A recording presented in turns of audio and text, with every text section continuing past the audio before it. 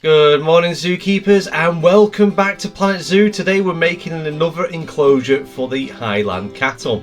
Now, I did make one when I was showing off the enclosure, and then I made another one where I actually spent a bit of time and tried making it the way I'd like to see it.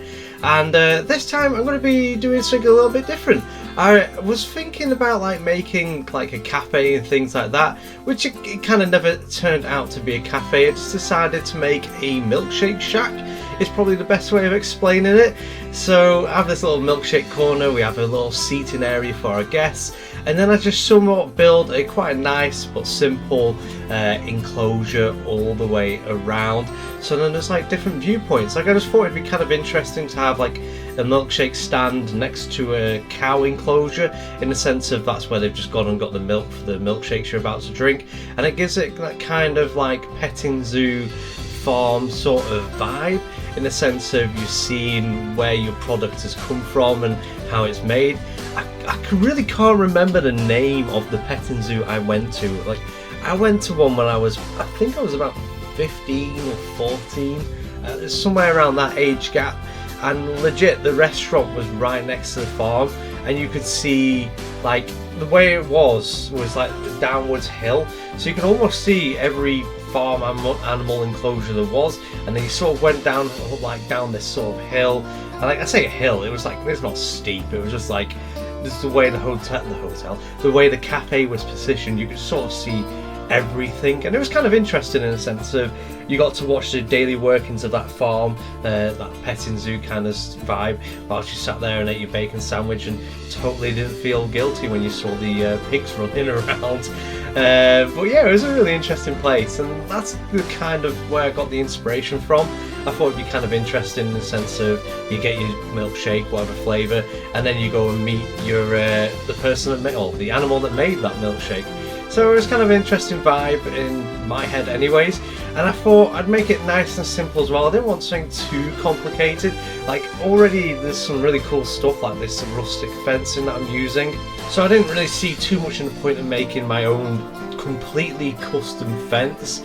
And so I really like the way it looked, and it kind of, again, it adds into that vibe. And then I just did on the bit side where there was no cows, the metal fence, which was also with the barnyard pack. So it's kind of like a barnyard pack enclosure in a sense, and it all hands itself to it. And I thought if I place that on the food feeder as well, it'd look kind of interesting in the sense of they just dump it on there for the cows to feed. In theory, I'm thinking about it, I should have probably used a smaller one and just completely hid the food feeder, the tray, in the middle of it rather than have it show, but then it kind of looks cool, let's put it that way. But yeah, just made it nice and simple. Now, my biggest peeve with doors on here, they don't really fit in the gaps, and you got to go and find other bits to make a frame. I wish there was I know there is some doors where they have that kind of the frame and everything already on, but sometimes they don't suit the need, they don't look the way you want them to look. And yes, I know as well that the shopkeeper jumps over the counter, but I felt it felt a little bit more realistic that they had a door going on into the little milkshake shack. But yeah, I was thinking maybe they should add door frames for the doors and have it so you can choose to either make your own door frame, or you put your door frame in and then you click snap and then stick your door into that door frame. I thought that'd be quite an interesting thing either to add to this or to the whenever they make a Planet Zoo 2, which is a bit of a wish list thing.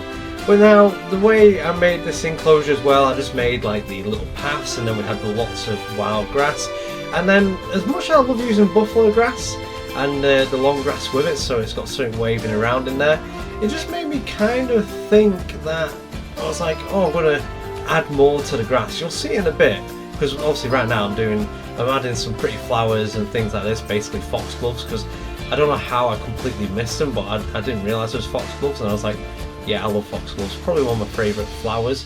I don't really have them in my garden at the moment. I did have some, but then they all perished, so yeah, there's that. And so it's nice that they're in the game, I can have them in the game. But yeah, going back to the grass, now I would have shown you my lawn, but I've already mowed that. When you have grass fields, and especially ones that are untouched, it's not just grass growing in there. So I went around looking at all the different low bearing plants and flowers and sort of like filling up the grass a little bit. Like I love this one that I'm putting down right now. Kind of, I know it's not cress, but it looks like cress. It looks like clover almost. So I thought that was a kind of cool addition. So when you're like looking from the top like kind of view onto the grass and you're quite close to it, it's not just buffalo grass, it's a mixture of all these different plants, which it just makes it look interesting, makes it look a little bit more real in my head anyways. And I really like the idea of it, especially this last one. It's grass seed, and you do see that like before I mowed my lawn there was tons of tall grass with like grass seed knocking about. So I thought it'd just be kind of like cool, and I just sort of fleshed out this grassy area where the cows are less trampled on, let's call it, and it just adds for an interesting vibe. And then as well, I used privet on the back and side fence. It just makes that fence stand out more. It looks even farmy because privet is used as like a field divider a lot of the time, like a hedgerow. And I could like go back to it and add more plants into that hedgerow, because when you go driving past like these fields in the UK, you'll see it's not just privet in there. There's all sorts of everything growing in and out of it, and various other different types of bush plants. But overall, I'm really happy with this enclosure.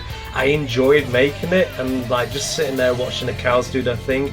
Like the Highland cow was such a cool addition to the game, and something I've definitely like enjoyed like making enclosures for, especially this one. I feel like it all meshes it like really nicely together and like has that theming and that kind of vibe. I did add a little windmill in the back because I was like, oh, that's kind of cool. And I don't know what a DLC pack the scarecrow like feeder came in. I'd never seen that before. I was like, oh, that's definitely got to be in it. That like, definitely adds like that farm sort of vibe. Might have came in the Twilight one, I don't know, but there was a few other plants just appeared that I've never seen before. So I have, when it was the sale, I went on a bit of a shopping spree, let's say, on the DLC packs, so I can like buff up my roster and things and give me more things to mess with. And I found tons of plants which I never knew were in the game, so I'm guessing they came in the DLC. But yeah, I hope you've enjoyed this and it's given you some inspiration with your builds. If you want to use it, it is in the workshop, and I'll try and, if I remember, put a link in. But yeah, thank you for watching. Until next time, I'll see you later.